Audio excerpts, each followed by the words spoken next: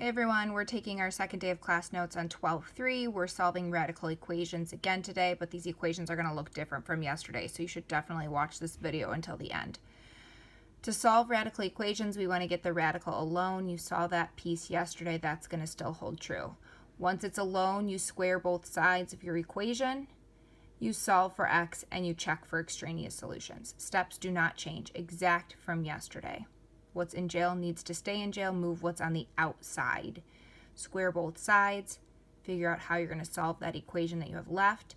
And don't forget to show the check. Let's get started with our first example. Nothing on the outside. This is all in jail. So I'm ready to go ahead and square both sides. Step 2.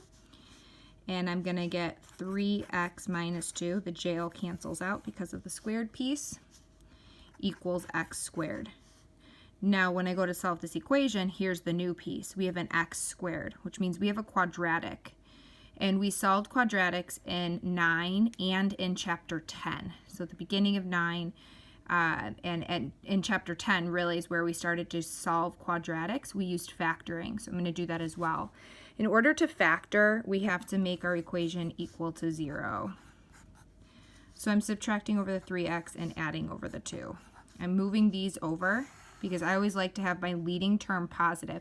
Some might be thinking, well, why can't we just subtract over the x squared? You can, but then you have to divide out a GCF of -1. 3 minus 3, 0, -2 plus 2, 0 equals x squared minus 3x plus 2. So this is a quadratic. We learned several ways you can use quadratic formula to solve. You can use your graphing calculator to see where it touches on the x. The quickest way for me, though, is to make a factor box. X squared plus 2, x and x. I want my middle term to be -3, so I need to use a -2 times a -1. Negative times a negative still gives me my positive. The check for this piece is -2x and a -1x, which is a -3x. So my factors are x minus 2 and x minus 1. Use that zero product property. Take each of your factors, set them equal to 0, and solve. I'm getting x is 2, and I'm getting x is 1. But I need to check both of these to see if I have any extraneous solutions. So I'm going to check x equals 2. I check back in the original problem, which was 3 times 2 minus 2 under the root. Does that equal x, which our x in this case is 2. So in both cases where there was an x, I had to put a 2. So this is the 2 because it was an x. This is a 2 because it was an x. 3 times 2 is 6. 6 minus 2 in the jail.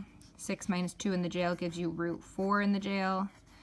4 is perfect. It comes out, and it comes out as something different. It comes out as 2. That check works. Checking x equals 1 into the original problem. 3 stays, sub in a 1, minus 2 stays, sub in a 1. In both places, we're putting the same number because we're checking 1. 3 times 1 is 3. 3 minus 2. In the jail, we do that math, which is 1. And the square root of 1 is 1. 1 equals 1. Check works. Both of these worked in the check. Both of those are our solution. Second example. Nothing on the outside, so I'm ready to go ahead and square both sides. Get x squared equals 30 minus x, because the squared and the root, remember, cancel out. Again, it's quadratic, so I have to solve the quadratic. I'm going to subtract over the 30 and add over the x. And when I organize, I need to put those in order. In standard form order is what I mean. So you want your ax squared plus your bx plus your c, quadratic, linear, constant. You want it in that order, so that you can set up your box, or so that you can use your graphing calculator, or so that you can use the quadratic formula. And setting up my box, I get x squared and a -30, x and x. On my diagonals, I want 1x. I'm going to use 6 and -5.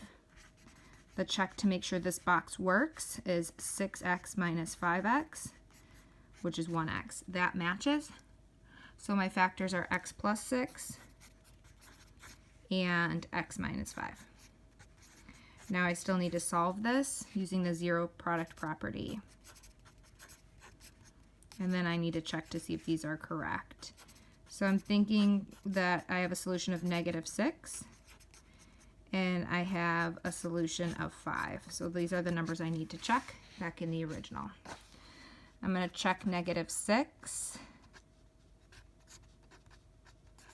back into the original. So I plug a -6, bring the equals, keep the root, keep the 30, keep the minus, and plug in a -6. So minus a negative, that's going to become a positive. Be careful there. -6, does it equal the square root of 36? Do the math that's in the jail. 36 is perfect, but it comes out as 6. Those are not equal. This is an extraneous solution. You need to cross that one out. Checking 5. Back in the original, 5 equals square root of 30 minus 5. So I've subbed in the 5 in both locations, kept the root, kept the equal sign, keep the 30, keep the minus. 5 equals square root of 25. 25 is perfect, and it comes out as 5. That check works. This equation only has one solution, and it's 5. There's our solution. There's our extraneous solution. Last example for the day. Nothing on the outside, no need to move like we had to do yesterday. Go right to step 2, which is our squaring of both sides. Squared and the root cancel out. -10x minus 4 equals, careful here, you have to square the 2x. A lot of students will just say 2x squared, and they always make mistakes with this one. This one is 2 squared, x squared, 4x squared. 2x times 2x is 4x squared. I'm going to add over the 10x, and I'm going to add over the 4. I'm already recognizing a GCF, all the things we learned in chapter 10. 0 equals 4x squared plus 10x plus 4. So you can get a box to work with this, but I'm going to factor out a 2. 0 equals dividing all of these out of 2. That's the GCF. I'm going to get 2x squared plus 5x plus 2. Makes my box a lot easier to work with. Starting my factor box for 2x squared plus 2. 2x and x, 2 and 1.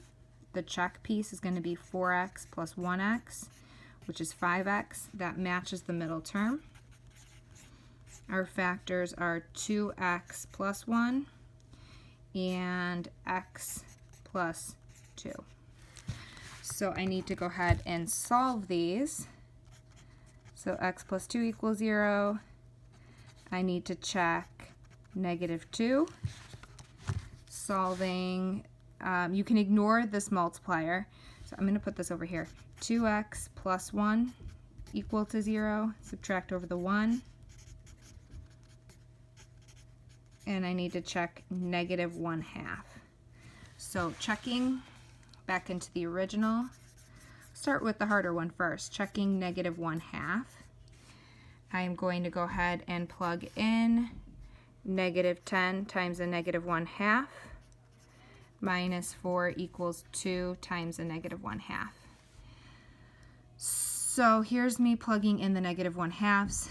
A negative times a negative is a positive. Half of 10 is 5. 5 minus 4, I get the square root of 1, which is 1. Working the math over here, I'm going to get, these could cancel, and I get a -1, -1, -1. Those are not equal, so this is extraneous. And now I'm going to check -2. X equals -2. -10 times a -2 minus 4 equals 2 times a -2.